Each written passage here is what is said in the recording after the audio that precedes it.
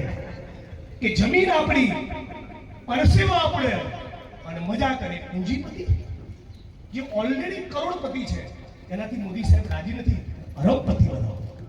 પછી તમારે ઘેર સિંદૂરની ડબ્બી મોકલીશ. આપણે જોઈએ છીએ નોકરી, આપણે જોઈએ છીએ જંગલ જમીન, કે ના તો સિંદૂરની ડબ્બી મોકલીશ. કારીગર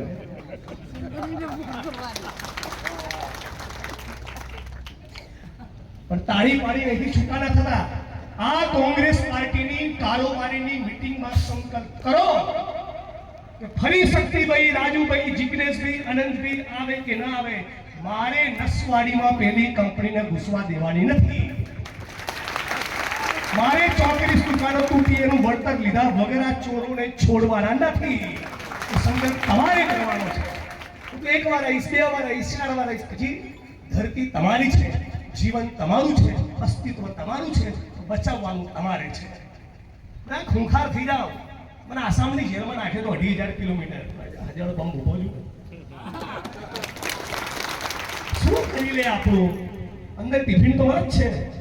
अपने साथ आना भी फ्री, जेल में पकड़े गए खाना भी फ्री.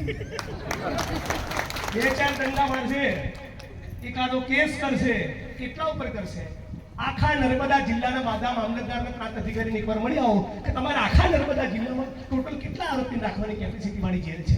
500 ના રાખી શકે, 500 ને આખા નર્મદા જિલ્લાની જેલ તમામ પોલીસ સ્ટેશનના તમામ લોકઅપ થઈને 500 માણસોને ના રાખી શકે. પછી ક્યાં જશે? તો દેશ આપણો, બંધારણ આપણું, પક્ષ આપણો. રાહુલજી જેવા નેતા સ્વતંત્રતાના આંદોલનમાં કોણ હતા?